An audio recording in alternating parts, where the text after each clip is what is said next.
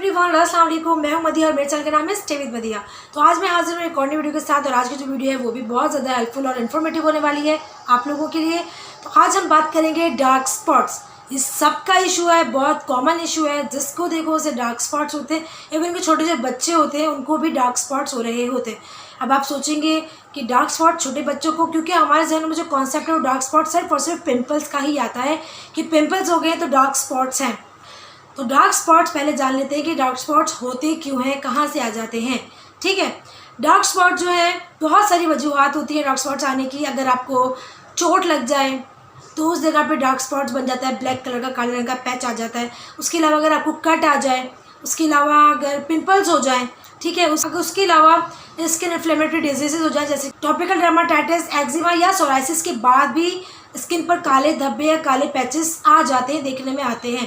तो सिर्फ जहन से कॉन्सेप्ट निकाल दीजिए कि अगर आपको पिंपल्स है, दाने होते हैं चेहरे पर, कील मुहासे होते हैं, तो ही आपको डार्क स्पॉट्स आएंगे। काला धब्बा किसी भी वजह से आ सकता है। इस बात पर मैं एक प्रॉपर वीडियो बना चुकी हूँ कि इन्फ्लेमेशन क्या होती है, उसकी वजह से जो है स्किन पर इस तरह के स्पॉट्स आ जाते हैं। इसके अलावा सन में बहुत ज़्यादा रहने से, सन एक्सपोजर की वजह से जो है आपके स्किन पर छोटे छोटे ब्राउन जो है बहुत ज़्यादा धब्बे आ जाते हैं, जिन्हें फ्रैकल्स कहा जाता है।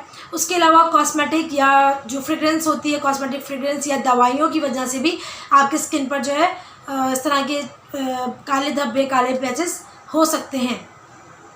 अब बात करते हैं मेलास्मा की।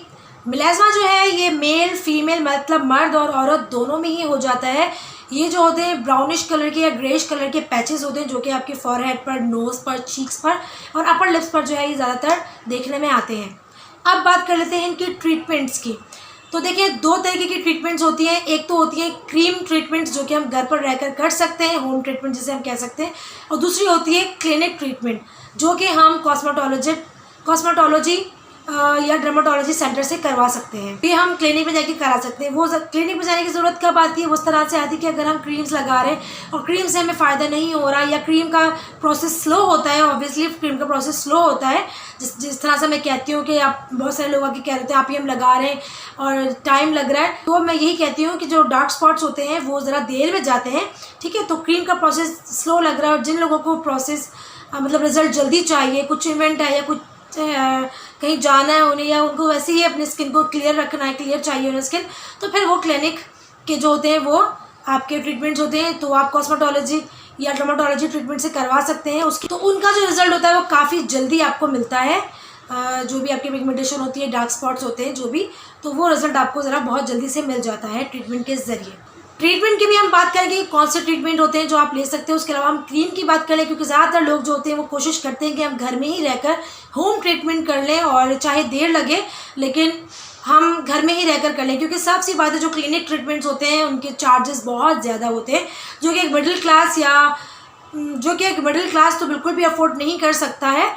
ठीक है, जिनके बजट में नहीं आती है, फाइनेंशियल इश्यूज़ होते हैं, तो वो लोग जो है बिल्कुल भी अफोर्ड नहीं कर सकते हैं। तो वो लोग की कोशिश में रहते हैं, इंतज़ार में रहते हैं, सर्च करते हैं जगह जगह कि होम ट्रीटमेंट्स हमें मिल जाए तो वो ज़्यादा आसानी हो जाए, चाहे रिजल्ट हमें देर में ही क्यों ना मिले। तो इसलिए सबसे पहले हम होम ट्रीटमेंट्स की बात करते हैं, जैसे कि क्रीम्स या सिरम्स। तो उसमें हमें जब क्रीम हमें लेनी हो या सिरम्स हमें लेनी हो डार्क स्पॉट्स के लिए, तो हमें क्या इंग्रेडिएंट्स हो जो हमें देखने चाहिए? Beta hydroxy acid, alpha hydroxy acid. Alpha hydroxy acid मतलब कि glycolic acid, beta hydroxy acid मतलब कि सैलिसिलिक एसिड। ये दोनों ही आपकी पिगमेंटेशन को में काम आते हैं। ये दोनों ही जो होते हैं एसिड्स, ये आपकी स्किन को एक्सफोलिएट करते हैं, जो ऊपर की सरफेस होती है आपकी पिगमेंटेशन वाली लेयर, उसको ही क्लीन आउट करते हैं, जिससे आपकी स्किन जो है एकदम क्लीन नज़र आती है और जो भी आपके स्पॉट्स हैं, पिगमेंटेशन है, उनको ये दोनों ख़त्म करते हैं। उसके अलावा आ जाती है बात मेरा सबसे फेवरेट इंग्रेडिएंट जो कि है विटामिन सी।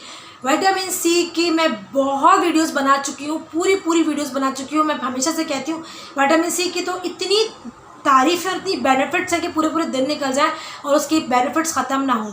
मेरा सबसे फेवरेट इंग्रेडिएंट जो है विटामिन सी ही है। उसके बाद लैक्टिक एसिड आता है और विटामिन सी के अंदर फोटो प्रोटेक्टिव इफेक्टिव होते हैं, एंटीऑक्सीडेंट इफेक्ट्स होते हैं। इसके अलावा लाइटनिंग इफेक्ट्स होते हैं। ये आपकी स्किन को जो है ब्राइटनिंग ग्लोई बनाती है और पिगमेंटेशन जो है इन सबको भी दूर करती है। जो भी स्पॉट्स हैं, डार्क स्पॉट्स हैं आपके फेस पर, उसको एक कम करती है और साथ ही साथ एक एंटी एजिंग भी होता है। उसके अलावा एक और इंग्रेडिएंट है जिसका नाम है हाइड्रोक्विनोन। बहुत सारे डर्मेट्स जो हैं आज भी हाइड्रोक्विनोन जो है प्रिस्क्राइब करते हैं। वो स्किन देखकर प्रिस्क्राइब करते हैं स्किन की कंडीशन किस तरह से। जैसे कि मैं हमेशा आप लोगों को बताती हूँ कि डॉक्टर्स जो होते हैं वो स्किन देखकर ही बताते हैं। तो कुछ लोगों की जो पिगमेंटेशन या डार्क स्पॉट्स होते हैं वो काफ़ी डीपली होते हैं, काफ़ी अंदर तक एब्जॉर्ब हो चुके होते हैं, और वो लोग ये चाहते हैं कि हम कोई ट्रीटमेंट प्रोसीजर भी ना लें, हमें क्रीम्स ही बता दें। तो डॉक्टर उन लोगों को हाइड्रोक्विनोन प्रिस्क्राइब करते हैं। लेकिन मैं अपनी अगर बात करूँ तो मैं बिल्कुल भी हाइड्रोक्विनोन के हक़ में नहीं हूँ, क्योंकि हाइड्रोक्विनोन जो है कहीं ना कहीं स्किन को डैमेज कर देता है।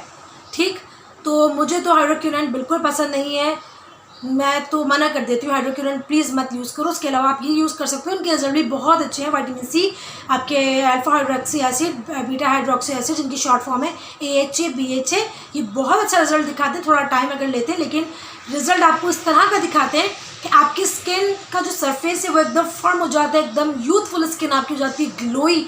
आप मेरी स्किन देख सकते हो, मैं इन्हीं चीज़ों पर हूँ, मैं इन चीज़ों की यूज़ टू हूँ। मैं अपनी स्किन में इसके अलावा कोई और चीज़ यूज़ नहीं करती हूँ। मैं अपने स्किन केयर में alpha hydroxy acid, beta hydroxy acid के जो प्रोडक्ट्स होते हैं उन्हीं का मैं इस्तेमाल करती हूँ। इसके अलावा मैं और कोई चीज़ यूज़ नहीं करती हूँ। ठीक है, इससे क्या होता है, आपकी स्किन जो है जवान लगती है बिल्कुल, आपकी स्किन जो है इन चीज़ों से भी दूर रहती है जो एजिंग साइंस होते हैं, प्रीमेच्योर एजिंग साइंस होते हैं। तो ये बहुत पावरफुल इंग्रेडिएंट्स होते हैं। और अगर आपकी कंडीशन ज़रा ज़्यादा है तो आपका जो आप क्या यूज़ कर सकते हो, अगला इंग्रेडिएंट है उसी पर बात करने वाली हूँ, जो कि रेटिनॉल। रेटिनॉल जो होता है स्किन ए के डेरिवेटिव होते हैं, और ये जो होते हैं ना बेस्ट होते हैं। प्रीवियस वीडियो में बता चुकी हूँ कि रेटिनॉल जो होता है ना एजिंग साइंस का बाप होता है। उसके अलावा इसके अंदर जो है पिगमेंटेशन को, डार्क स्पॉट्स को ख़त्म करने के अलावा ये एक्सफोलिएट भी करता है आपकी स्किन को। तो रेटिनॉल जो है आप ये यूज़ कर सकते हो। बेहतरीन रिजल्ट इसके मिलते हैं। मैं इसका आपको दिखा भी चुकी हूँ, मेरे हस्बैंड इसको यूज़ करते हैं, आउटस्टैंडिंग इसके रिजल्ट होते हैं। उसके अलावा प्रेगनेंसी में आपको यूज़ नहीं करना है। ब्रेस्ट फीडिंग पर अगर आप हैं, मतलब दूध पिलाने वाली माँ है, वो यूज़ नहीं कर सकती हैं। कंसीव अगर आपने करना है, मतलब आप चाह रहे हैं कि आप हमल करें, मतलब आप चाह रहे हैं कि आप बेबी कर सकें। क्लियर लफ्ज़ों में मैं इसलिए कहती हूँ कि कुछ लोगों को नहीं समझ में आते हैं इंग्लिश के वर्ड्स। तो अगर आप चाहते हैं हमल ठहराना, तो भी आप यूज़ नहीं कर सकते हैं रेटिनॉल, ट्रेटिनॉइन, एडेप्लिन, इस तरह के इंग्रेडिएंट्स। या अगर आप हमल से हैं, ठीक है, आपको डिलीवरी होने वाली है, हमल में हैं आप, तो भी आप इन चीज़ों को यूज़ नहीं कर सकते हैं। उसके अलावा आप ब्रेस्ट फीडिंग पर हैं, मतलब आप दूध पिलाने वाली माँ है, बच्चे को दूध पिलाती हैं, तब भी आप इस तरह के जो इंग्रेडिएंट्स हैं रेटिनॉल, एडेप्लिन, ट्रेटिनॉइन, ये इसके लिए आप लोग यूज़ नहीं कर सकते हैं। ठीक है, उसके अलावा कुछ और भी इंग्रेडिएंट्स हैं जो कि आपकी क्रीम्स में होने चाहिए। ये तो सिरम्स मैंने बता दिया, अगर आपकी क्रीम में भी हैं ये वाले इंग्रेडिएंट्स तो वेल एंड गुड। और अब बात करते हैं क्रीम्स की, क्योंकि क्रीम्स और सिरम्स आप दोनों यूज़ कर सकते हो साथ में, कोई इशू नहीं है, बस आप उसका टाइम चेंज कर सकते हो। लेकिन इसके अंदर डाइल्यूट हुए हुए होते हैं, तो क्रीम और सिरम्स आप इस तरह से लगा सकते हो। क्रीम्स तो आप लगा सकते हो क्योंकि उसके अंदर इतना कॉन्सेंट्रेट नहीं होता है, तो सिरप्स के साथ आप क्रीम्स को कंबाइन कर सकते हो। लेकिन अगर कॉन्सेंट्रेट दोनों में इक्वल है या बराबर है, तो फिर आपने AM PM करना होता है। इन चीज़ों पर मैं बहुत ज़्यादा वीडियोस बना चुकी हूँ, तो आप लोग मेरी प्रीवियस वीडियो जाकर देख सकते हो कि कौन सी चीज़ को किस तरह से यूज़ नहीं करना है। ठीक है, मतलब किसके साथ यूज़ नहीं करना है। विटामिन सी के साथ नियासिनामाइड यूज़ नहीं करना है, ग्लाइकोलिक एसिड यूज़ नहीं करना है। मैं यूज़ टू हूँ इसलिए मैं यूज़ कर लेती हूँ। मैं विटामिन सी सीरम अप्लाई करती हूँ, 20 मिनट के वक्फे के बाद मैं ग्लाइकोलिक एसिड यूज़ करती हूँ, 20 मिनट के वक्फे के बाद मैं अपना L-ascorbic एसिड, मैं तो विटामिन सी की बहुत पावरफुल फॉर्म यूज़ करती हूँ L-ascorbic एसिड, और मैं ग्लाइकोलिक के साथ ही यूज़ करती हूँ क्योंकि मैं यूज़ टू हूँ। और अल्लाह का शुक्र है मुझे कोई इससे साइड इफेक्ट नहीं हुआ था, ना अल्लाह का शुक्र अभी है, और इंशाल्लाह उम्मीद भी है कि ना होगा।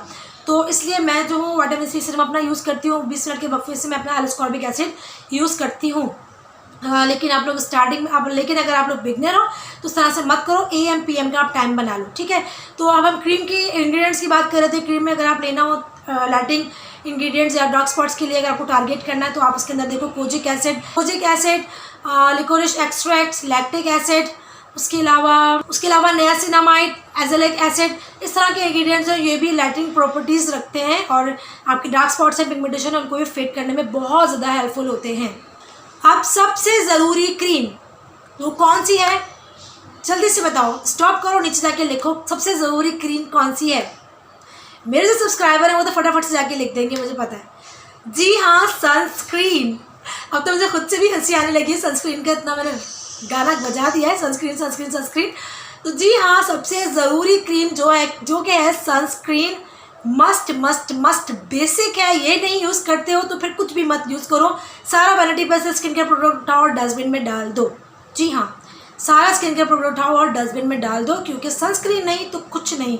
आप सब कुछ कर रहे हो, आप लाइटिंग प्रोडक्ट यूज़ कर रहे हो स्किन लाइटनिंग के लिए, आप अपने पिगमेंटेशन को फेड करना चाह रहे हो, डार्क स्पॉट्स को फेड करना चाह रहे हो, इस तरह के सीरम्स और इस तरह की क्रीम्स इतनी महंगी महंगी आती है वो आप यूज़ कर रहे हो और सनस्क्रीन यूज़ नहीं करते हो, तो इस सब चीज़ का कोई फ़ायदा नहीं है। सनस्क्रीन आपकी पिगमेंटेशन को, डार्क स्पॉट्स को कम नहीं करती है, लेकिन प्रिवेंट ज़रूर करती है। जी हाँ, आपकी सन डैमेजेस से बचाती है। इसके अलावा आपकी स्किन को इस तरह के जो भी आपके डार्क स्पॉट्स आने वाले होते हैं, पिगमेंटेशन आने वाले होते हैं, उससे ये आपको प्रिवेंट करती है। घर से निकलने से पहले 15 या 20 मिनट पहले आपने सनस्क्रीन लगानी है, चाहे आप घर में हो चाहे आप बाहर हो, आपने सनस्क्रीन लाजमी लगानी है। Broad spectrum PA+++। वैसे आजकल देखने में आ रहा है कि जो टिंटेड सनस्क्रीन है वो ज़्यादा प्रोटेक्टिव है, तो लेकिन वो महंगी भी है, तो इसलिए मैं कहूँगी कोई भी अच्छी सी सनस्क्रीन जो कि ब्रॉड स्पेक्ट्रम PA++ आप यूज़ करो, बेस्ट है। हर 2 से 3 घंटे बाद आपने इसको रीएप्लीकेशन लाजमी करनी है। ठीक, अब बात कर लेते हैं क्लिनिक ट्रीटमेंट्स की। जो लोग अफोर्ड कर सकते हैं वो लोग लाजमी सुनना चाहेंगे कि आप जल्दी से ट्रीटमेंट्स बता दीजिए।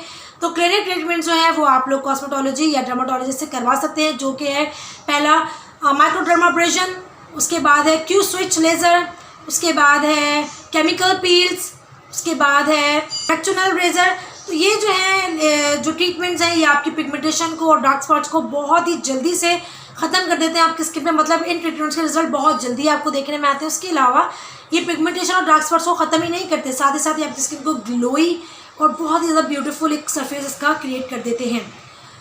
कॉस्ट जो है आप अपने डर्मेट से जाके मालूम कर सकते हैं, लेकिन मैं फिर यही कहूँगी जो गली मोहल्लों में बैठे हैं प्लीज़ इनके पास मत जाइएगा। किसी अच्छे कॉस्मेटोलॉजिस्ट के पास या किसी अच्छे डर्माटोलॉजिस्ट के पास आज आप जो है ये उनसे फिर आप ये ट्रीटमेंट करिए, क्योंकि वो पूरा आपका एग्जामिन करते हैं, अच्छे से आपको एग्जामिन करते हैं और एग्जामिन करने के बाद फिर वो आपको कोई भी ट्रीटमेंट जो है वो बताते हैं कि आप ये करवा लीजिए। तो बस ज़रूरी यही है कि कोई अच्छा डर्मेट या अच्छा कॉस्मेटोलॉजिस्ट हो। तो बस ये थी आज की मेरी छोटी सी वीडियो। उम्मीद है कि पसंद आई होगी। अगर पसंद आए तो पता क्या करना, इस वीडियो को लाइक करना, कमेंट करके बताना कि वीडियो आपको कैसी लगी। और मेरे चैनल को अगर अब तक सब्सक्राइब नहीं किया तो मेरे चैनल को सब्सक्राइब करना, साथ में बेल आइकन है टिंग टिंग टिंग उसको प्रेस करना है। फिर हम नेक्स्ट वीडियो में, तब तक के लिए अल्लाह हाफिज़।